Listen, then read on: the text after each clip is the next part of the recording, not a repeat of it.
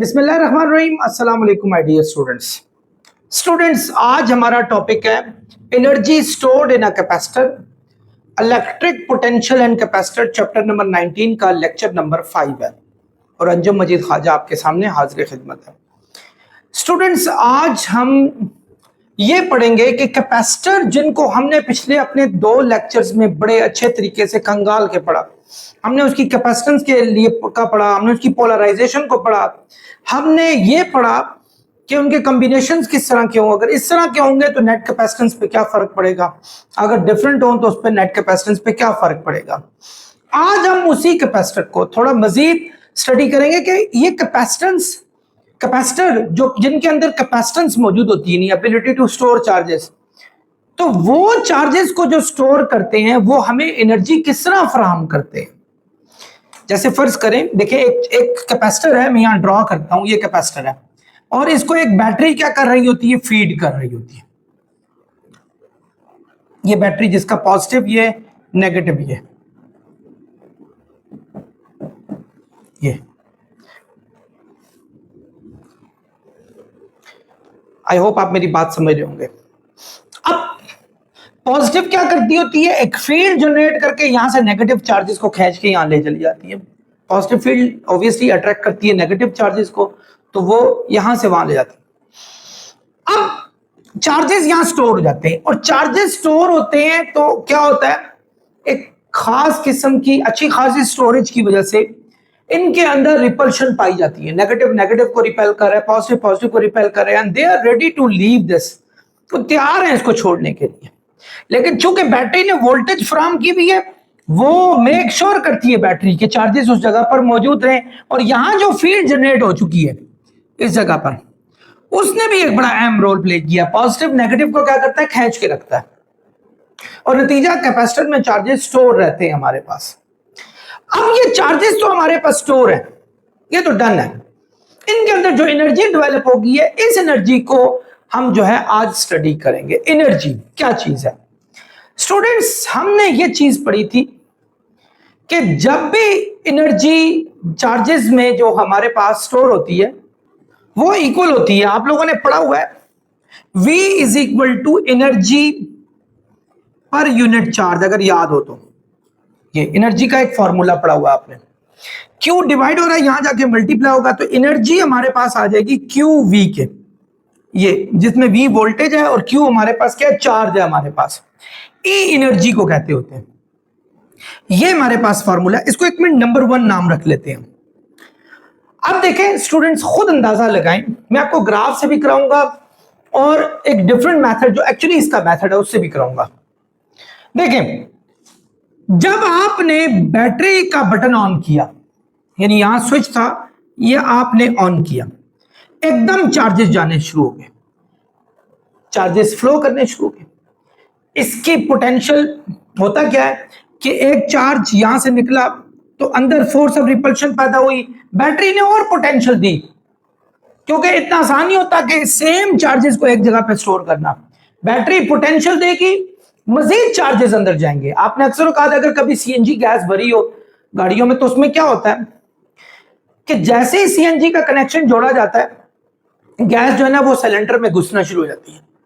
तो जब गैसेस जाती हैं तो अंदर जो गैसेस पहुंच चुकी होती है सिलेंडर में, वो आने वाली गैसेस को रिपेल करती हैं, क्योंकि जाहिर बात है वो स्प्रेड हो रही होती है, उनके पास वो वॉल्यूम कम होना शुरू हो जाता है, क्योंकि बाकी गैसेस भी हिस्सा ले रही होती हैं, वो टकराती हैं।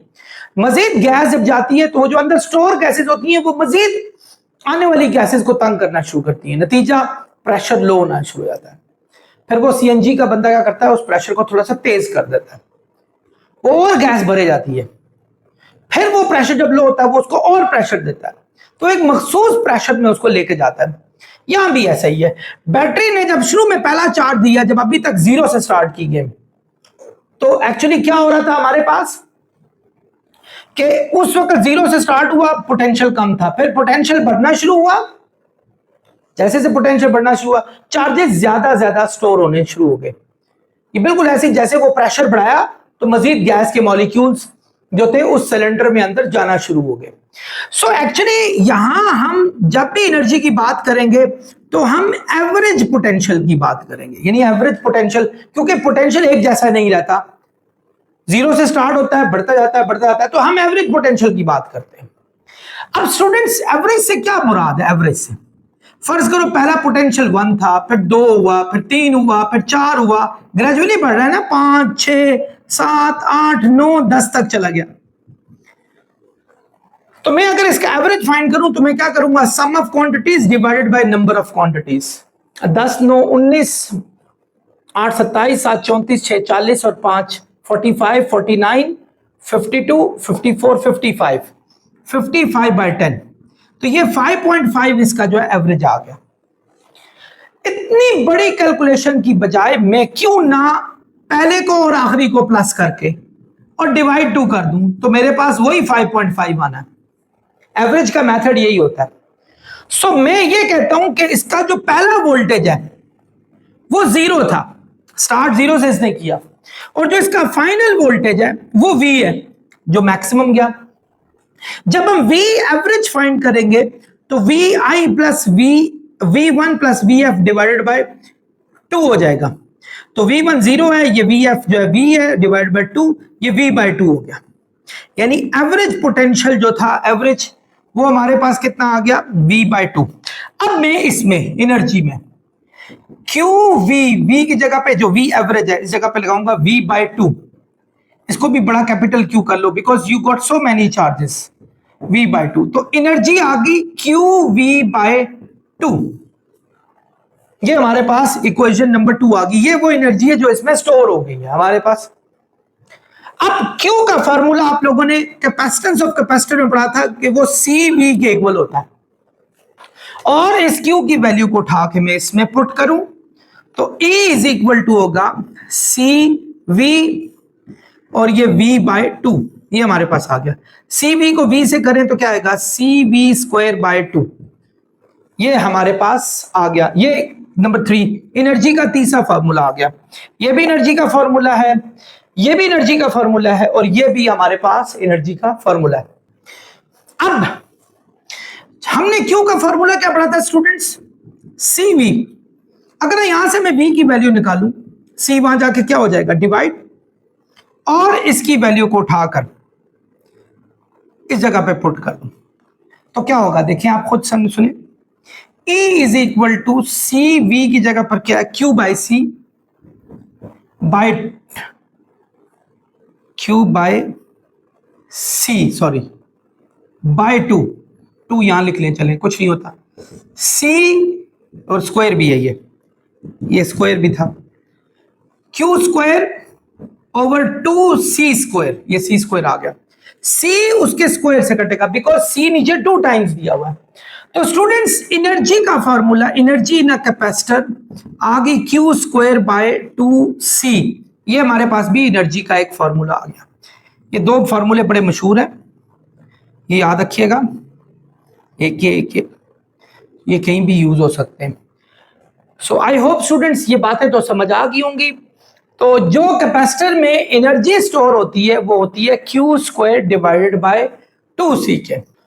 मैं इस फॉर्मूले को स्टूडेंट्स एक और तरीके से भी सॉल्व कर सकता था। अगर फर्ज करो हम एनर्जी में 2 चीजें इन्वॉल्व होती है हमारे पास, एक चार्जेस और हमारे पास वोल्टेज।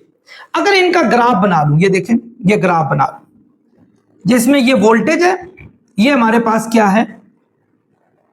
चार्जेस।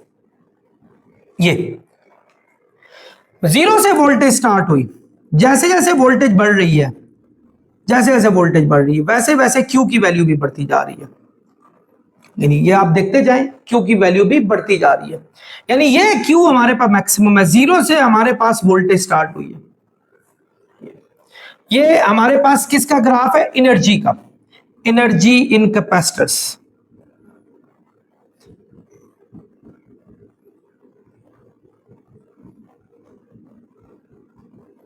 हमने ये चीज पढ़ी थी कि एनर्जी और वोल्टेज, सॉरी, चार्जेस और वोल्टेज का जो प्रोडक्ट होता है वो एनर्जी होती है। तो इसका मतलब हुआ कि ये जो हमारे पास चार्जेस और वोल्टेज का जो प्रोडक्ट, जिसको हम इसका एरिया भी कहेंगे, क्या कहेंगे? इसका एरिया भी कहेंगे। ये एरिया हमारे पास जो आ रहा है, ये हमारे पास जो एरिया आ रहा है ये हमारे पास एनर्जी भी होगा। और ये ट्राइंगल है, ट्राइंगल का एरिया किसके इक्वल होता है, आप लोगों ने पढ़ा हुआ है 1/2 multiply base multiply by height. अब ये किसके इक्वल है आपके पास स्टूडेंट्स, एरिया एनर्जी के इक्वल है। 1/2 बेस क्या है हमारे पास, ये Q, और ये हाइट क्या है हमारे पास, ये V। ये Q है यहां से यहां, ये V है यहां से यहां, मैक्सिमम V हमारे पास यहां तक जो था। तो एनर्जी हमारे पास होगी QV/2, यानी यही चीज आ गई QV/2। आगे फिर मजीद इसको इसी तरीके से ये इक्वेशन नंबर 2 बनाए, मजीद इसको वही इस जगह पे CV लगा लें, CVV/2, यानी वही चीज जो हमने यहां की CV²/2, ये तीसरी इक्वेशन आ गई।